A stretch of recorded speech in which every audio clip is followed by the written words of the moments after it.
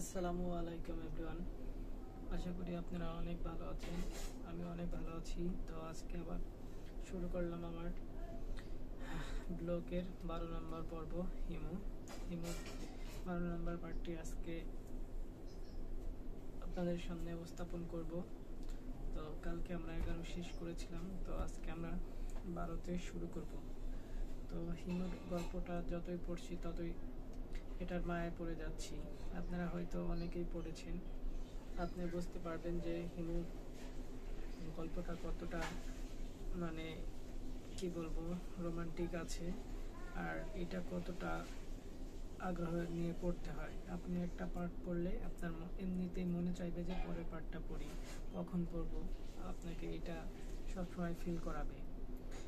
হিমু গল্প যে না পড়েছে, ঠিক আছে, তার কিছু বলার নেই। হিমু আশা করি আপনারা সবাই পড়বেন, পড়ে অবশ্যই ভালো লাগবে। আমি আপনাদের সাজেস্ট করছি আপনারা পড়বেন, সময় পেলে একটু একটু করে পড়বেন, দেখবেন আপনাদের অনেক ভালো লাগবে। আপনি একদিন দুদিন 3 দিন পড়লে দেখবেন যে তখন হচ্ছে প্রতিদিন আপনার 1 ঘন্টা না পড়লে আপনার ভালোই লাগছে না। তো চলেন আজকে আবার শুরু করা যাক আমাদের পর্ব 12 পর্বটি আমরা শুরু করে দিই। চলেন।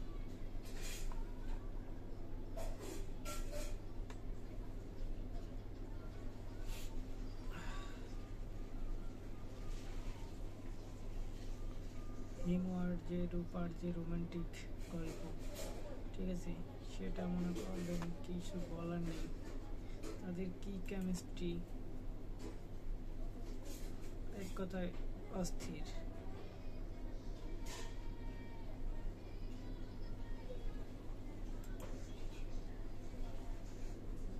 রূপা,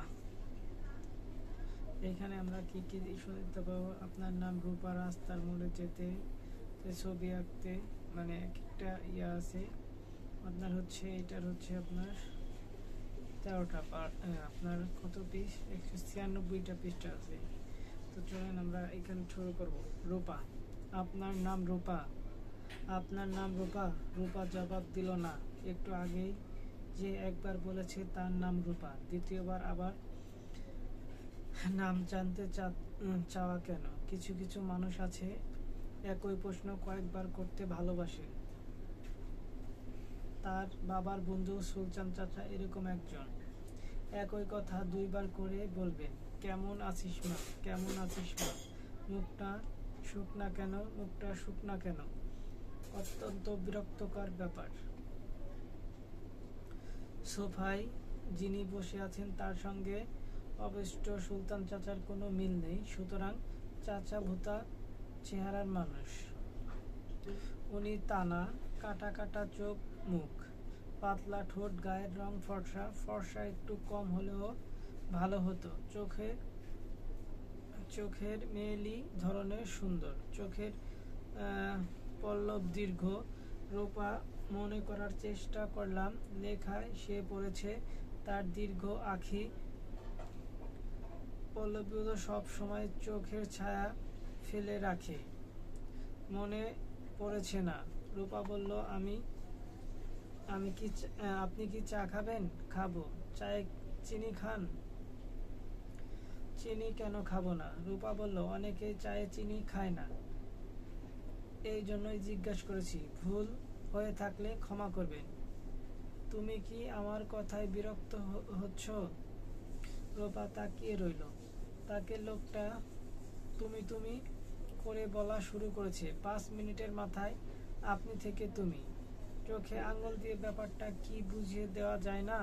ভদ্রভাবে কাজটা কিভাবে করা যায়? রূপা যদি বলে, না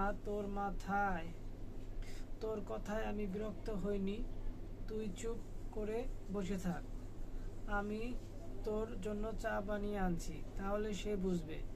ইচ্ছা থাকলেও এই ধরনের কথা বলা সম্ভব না। রূপা রান্নাঘরের দিকে গেল। রান্নাঘরে 2টা চুলার কোনোটাই খালি নেই।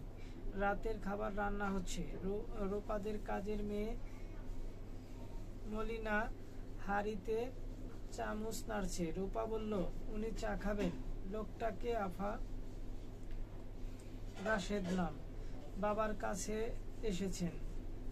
মলিনা বলল, লোকটার চেহারা কত সুন্দর দেখেছেন আপা, আমি আমি অবাক মানছি, রাজার কুমারের মতো চেহারা।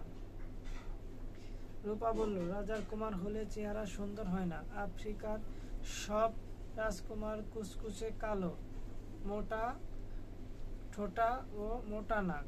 আপা, উনি বিদেশে থেকে আসছে। হ্যাঁ, কেমন আছি জানেন? কেমনে কেমনে বুঝছিস জানেন? যারা বিদেশে থাইকা আসে তারা সার্টিফিকেটে হাতার কাগজ থাকে। রূপা বলল, মালিনা তুই এত বেশি কথা বলো যে মাঝে মাঝে আমার অসহ্য লাগে, ভালো করে 2 কাপ চা বানা।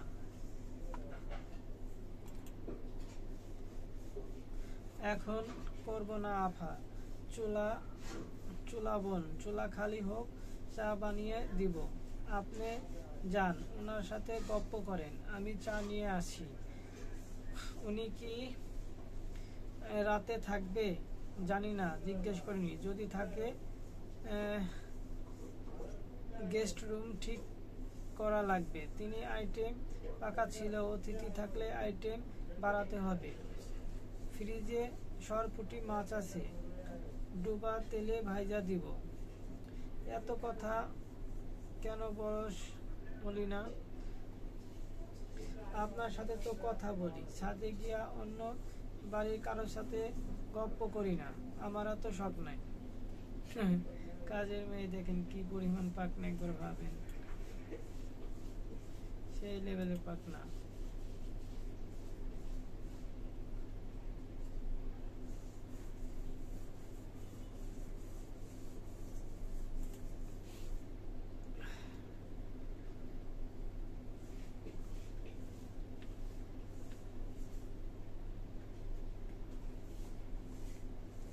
সে আবার কথা বলতেছে আপনার সাদিকে শখ নাই। রূপার বাসায় ঢুকলো এবং রাশেদ নামের মানুষটা মেরুন কালারের বিশাল সুটকেস খুলে ঘাটাঘাটি করছে। মেয়েদের সুটকেসের রং হয় মেরুন। এই মানুষটার চোখে যেমন মেরিল, অরচেও মেরিল। সুটকেসের কিছু কাপড়, মেঝেতে কিছু সোফা। রূপা বলল, দুটা মাই বন্ধ, চা দিতে সামান্য দেরি হবে। রূপা বলল, 2টা মাই বন্ধ, চুলা বন্ধ মানে কি? গ্যাস আছেন? আমি ঠিক করে দিতে পারি, আমার সঙ্গে টুলস সেট আছে। রূপা বলল, চুলা বন্ধ মানে 2টা এঙ্গেজে রাতের খাবার তৈরি হচ্ছে। রাতে কি রান্না? রূপা অনেক কষ্টে বিরক্ত চাপা দিয়ে স্বাভাবিক গলায় বলল, জানি না কি রান্না। আপনার খুব জানতে ইচ্ছে হলে মলিনাকে জিজ্ঞেস করে জেনে নিতে পারেন। মলিনাকে? আমাদের বাড়ির কাজের মেয়ে, তার সঙ্গে আমার দেখা হয়েছে, সে দরজা খুলে দিয়েছে। এত মিষ্টি চেহারা, সে যে হাউস মেইড বুঝতে পারিনি। রূপা, আমি তোমার জন্য 1 প্যাকেট চকলেট এনেছি, ব্রাজিল চকলেট, একটু তিতকুট ভাব আছে, খেতে খুব ভালো। রূপা অনেক রাগে ছিল, সে অল্পতেই রেগে যেত। তো এইটাই হচ্ছে তার নমুনা। দেখেন, রূপা কিন্তু বাড়ি বাড়ি তার উপর রেগে যাচ্ছিল। তো একটা ভালোই বিষয়, মানে ইন্টারেস্টিং আছে, ভালোই লাগে, একটা ইন্টারেস্টিং ব্যাপার ফিল হয় যখন আপনি হিম গল্পটি পড়বেন, আপনার মধ্যে একটা ইন্টারেস্টিং ফিল করবেন।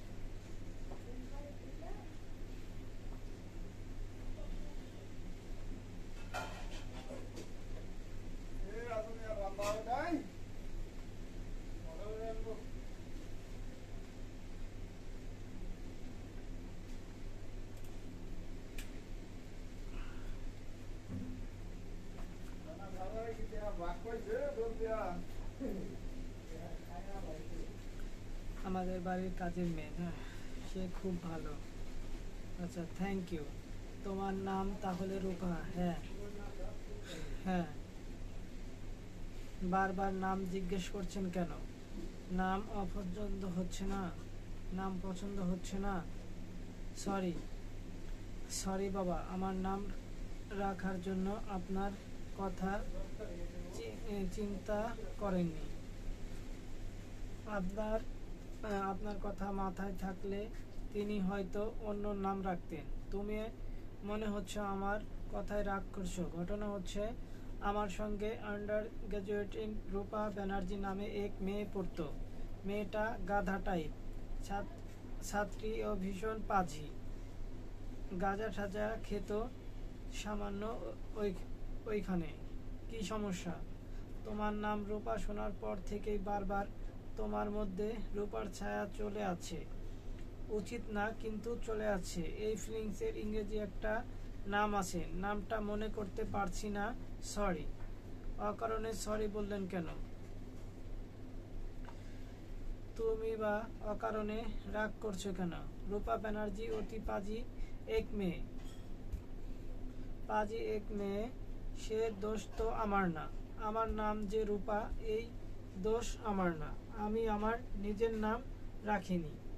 রাশেদ বলল, সরি। মালিনা ট্রেতে করে 2 কাপ চা নিয়ে ঢুকলো। রাশেদ বলল, মালিনা, আরেক কাপ চা নিয়ে এসো। 3 জন মিলে চা খেতে খেতে গল্প করি। আর এই নাও, এই চকলেটের প্যাকেট তোমার জন্য।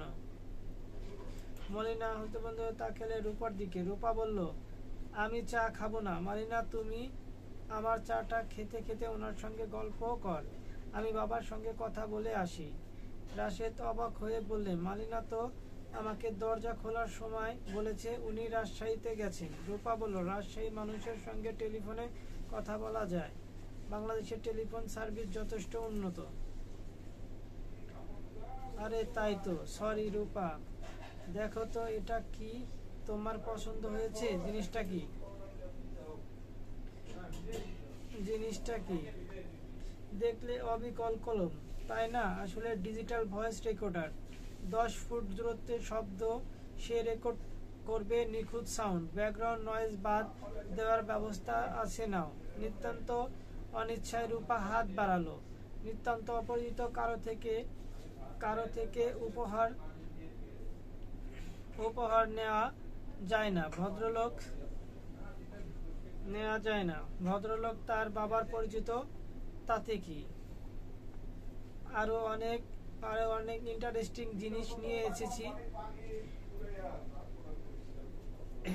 নিয়েছি। লাউ ডিরেক্টর, খেলনা বাসনা, তবে ভালো কাজ করে। মিথ্যা বললে লাল বাতি জ্বলবে, পিপ পিপ শব্দ করবে। চা খেতে বের করে দিচ্ছি, তুমি তোমার বাবার সঙ্গে কথা বলে এসো। রূপার বাবা হারুন রশিদ একটা প্রাইভেট কলেজের ইতিহাস পড়াতেন। 2 বছর হলো রিটায়ার্ড করেছেন। অবসর জীবনে তার 2টা কাজ, বঙ্গ ইতিকথা নামে এক ইতিহাসের বই লেখা এবং পীর ফকিরের অনুসন্ধানে যাওয়া। রূপার ধারণা, পীর ফকিরদের অনুসন্ধান তার একটা উপলক্ষ। তিনি ঘুরে বেড়াতে পছন্দ করেন বলেই পীর ফকির। তার মাথায় সামান্য এলোমেলো, কারণ বঙ্গ ইতিকথা নামে এক বিশাল গ্রন্থ তিনি লিখেছেন, তার সবটাই কবিতার ছন্দে। সুলতানি আমলের লেখা। এইভাবেই শুরু করেছেন। ছটফটে স্বভাব হলে ধৈর্য ধরুন। সুলতানি আমলের কথা মন দিয়ে শুনুন। 1342 সালে আমলের শুরু। শামসুর উদ্দিন ইলিয়াস সাহেবকে মানা যাক শুরু। বাবারে, চোখ মুখ লাগে।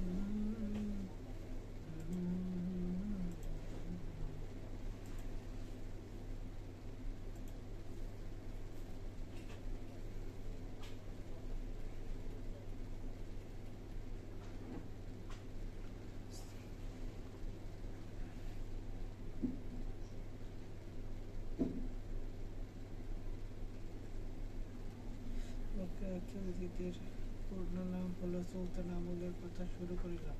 হারুন এখন আমাদের রাজশাহী বিক্রম করে, সেখানে মদিনা নামে একজনকে পেয়েছেন। মদিনা প্যারের ক্ষমতা দেখে তিনি মুগ্ধ। হারুন রশিদ অতি দ্রুত মুগ্ধ হন, আবার তাদের উপর টেলিফোন তিনি প্রথম কথা যেটা বললেন তা হলো, রূপা, মাই ডটার, অনেক দিনের চেষ্টার পর জেনুইন জিনিস পেলাম। বাংলাদেশে হয়েছে ফান্ডের আখড়া, সব নকল। এই প্রথম আসল পেয়েছি। ঘটনা শোনো। রূপা বলল, আগে আমার কথা শোনো, তারপর তোমার আসল জিনিসের কথা শুনবো। না শোন, আমি এত এক্সাইটেড যে আমি আমার পেটের কথা না বললে তোর কথা শুনতে পারবো না। মন বলবে না। আচ্ছা বলো। রাজশাহীতে একটা লোকাল নিউজ পেপার প্রথম খবরটা পড়লাম। খবরের হেডিং, ঘড়ি কন্যা। মূল বিষয়, ঘড়ির কন্যা ঘড়ি না দেখে টাইম বলতে পারে।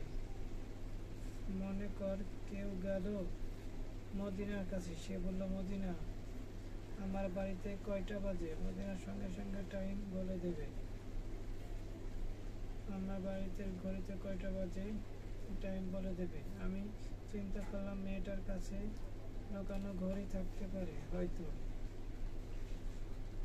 হয়তো জামার আড়ালে এমন ভাবে রাখিয়ে যে সে শুধু দেখতে পায়, অন্যরা পায় না। আমি করলাম কি, নিজের ঘড়ি 45 মিনিট পিছিয়ে রাখলাম। মেয়েটাকে জিজ্ঞাসা করলাম, সে হুবহু বলে দিল, 1 মিনিট এদিক ওদিক হলো না। অদ্ভুত না? অদ্ভুত। প্যারানর্মাল ক্ষমতা নিয়ে অনেক মানুষের জন্মায়, আমরা তার খবর রাখি। এই নিয়ে বিখ্যাত কবিতা আছে, ফুল many a flower is born to blush unseen and washes its sweet as in the রূপা ছোট নিঃশ্বাস ফেলে বলল, বাবা, তোমার কথা মন দিয়ে শুনলাম, এখন আমার কথা শোনো। রাশেদ সাহেব এসেছেন। রাশেদ সাহেব কে? জানি না কে। আরে গর্দভ মেয়ে, জিজ্ঞাসা করবি না? আপনি কে? আপনার পরিচয় কি করেন? বাবা, আমি কোর্টের উকিল না, যারা করতে পারি না। ভদ্রলোক বলেছেন তুমি তাকে খুব ভালো করে চেনো। বেশ কয়েকবার টেলিফোনে তার সঙ্গে তোমার কথা হয়েছে। হারুন বলেন, রাশেদ নামের একজন আমি চিনি। সে চিটাগাঙে থাকে, কাঠের দোকান আছে, চেরাই কল আছে। কাঠের গোতা এতে তার একটা চোখ নষ্ট হয়েছে বলে। সব তাকে ডাকে কানা রাশেদ। আমেরিকান কোন রাশেদের সঙ্গে আমার কথা নাই। বলো কি? আমার তো মনে হচ্ছে বাজে মতলব নিয়ে কেউ ঢুকেছে। ঢাকা শহরে এরকম আজকাল হচ্ছে, মিথ্যা পরিচয় দিয়ে ঢুকে সর্বনাশ করে চলে যাচ্ছে, খুন খারাপি পর্যন্ত হচ্ছে। আজকে পেপারেই তো দেওয়া আছে, গাধা মেয়ে, খবরের কাগজ পড়িস না? ঘুম ভাঙার পর প্রথম কাজ খবরের কাগজ পড়া। তাই বুঝতে পারছিস ভয়ঙ্কর কেউ ঢুকেছে। আমার সেরকম মনে হচ্ছে না। আমার মনে হচ্ছে উনি ভুল করে এই বাড়িতে এসেছে। এখনই বিদায় কর। উনি চা খাচ্ছেন। চা খাওয়া হোক, তারপর বলবো। চা খাচ্ছে মানে কি? তাকে তো ঘরে ঢুকতে দেওয়া ঠিক না, গেট থেকে বিদায় করে দেওয়া উচিত ছিল। দারোয়ান একটা রেখেছি, গাধা, কাউকে কিছু জিজ্ঞেস করবে না। ওয়ান্টেড লোকজন কোলে করে সোফায় বসিয়ে দিয়ে যাবে, আর তুই এমনি অতিথি আপ্যায়ন, কিছু জিজ্ঞেস না করে চা, কফি, কেক, পেস্ট্রি। বাবা তুমি উত্তেজিত হয়ে না, আমি ব্যবস্থা করছি।